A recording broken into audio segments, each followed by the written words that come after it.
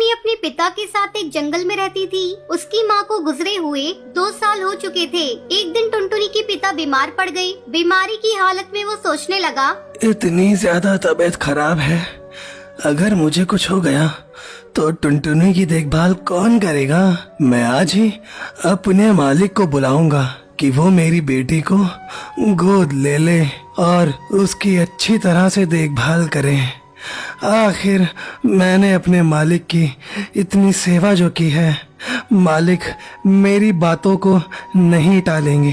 2 दिन से बीमारी के कारण टुनटुनी का पिता टुन्नू काम पर नहीं जा रहा था। तब उसका मालिक कहता है, अरे टुन्नू, क्या हुआ भाई तुम्हें? तुम 2 दिनों से काम पर नहीं आ रहे हो, इसलिए मैं तुम्हें आज देखने के लिए आया हूँ। सेठ जी, अच्छा किया जो आप आ गए। मैं आज ही आपको याद कर रहा था। ऐसा लगता है अब मैं नहीं बचूंगा सेठ जी। ये मेरी बेटी है टुनटुनी।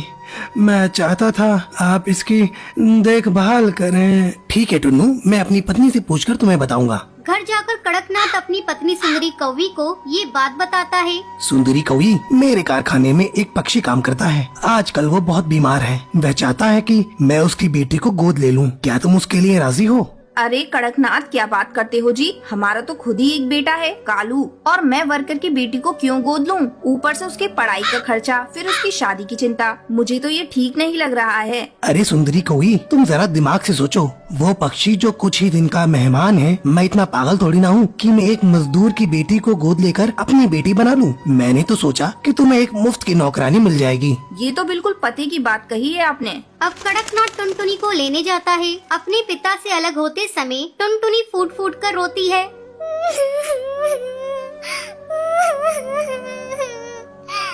बाबा, मुझे अपने से अलग मत करो। मैं आपसे अलग होकर कैसे रहूंगी? बाबा, मैं आपको छोड़कर कहीं नहीं जाऊंगी।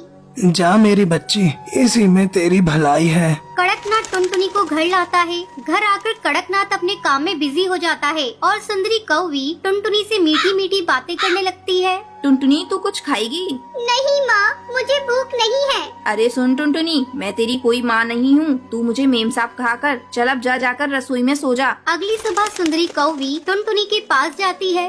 ए टुनटुनी, चल अब उठ। हमारे यहाँ इतनी देर तक कोई नहीं सोता। मैम साहब, रात में मुझे नींद नहीं आई। वो मुझे अकेले सोने की आदत नहीं है। तुझे तो अब सोना पड़ेगा। तू अकेले सोने की आदत डाल ले। चल अब झटपट उठकर मेरे साथ काम में हाथ बटा। टुनटुनी सुंदरी के साथ काम में हाथ बटाने लगती है। शाम को कड़कनाथ जब ऑफिस से आता है, टुनटुनी, मेरे लिए ठंडा पानी लेकर आओ। अभी लाती हूँ साहब। ये लीजिए साहब। कैसा पानी है? मैंने तुम्हें ठंडा पानी लाने को कहा था और तूने नल का पानी लाकर मुझे दे दिया। सारा मूड खराब कर दिया। ये कहकर कड़कनाथ टुनटुनी को एक थप्पड़ लगा देता है। धीरे धीरे समय गुजरने लगता है। एक दिन कड़कनाथ को कारखाने में खबर मिलती है कि टुनटुनी के पिता की मौत हो गई। कड़कनाथ ये बात टुनटुनी को नहीं बताता। अब कड़कनाथ और उसकी पत्नी सुंदरी कौवी टुनटुनी पर पहले से भी ज्यादा अत्याचार करने लगते हैं। एक रात जब टुनटुनी सोई हुई थी, तब उसके सपने में उसके पिता आते हैं और उससे मिलने की इच्छा जाहिर करते हैं। बेटा, मैं तुमसे मिलना चाहता हूँ। काफी दिन तुझे देखे हुए हो गए।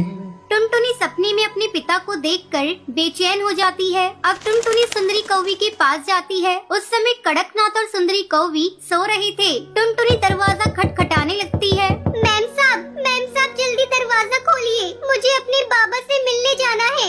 मेरे बाबा मुझे बुला रहे हैं। मैं अपने बाबा के पास अभी इसी वक्त जाऊंगी। अरे टुनटुनी, इतनी रात हो गई है, तुम हम लोगों को परेशान क्यों कर रही हो? कौन सी आफत आ गई?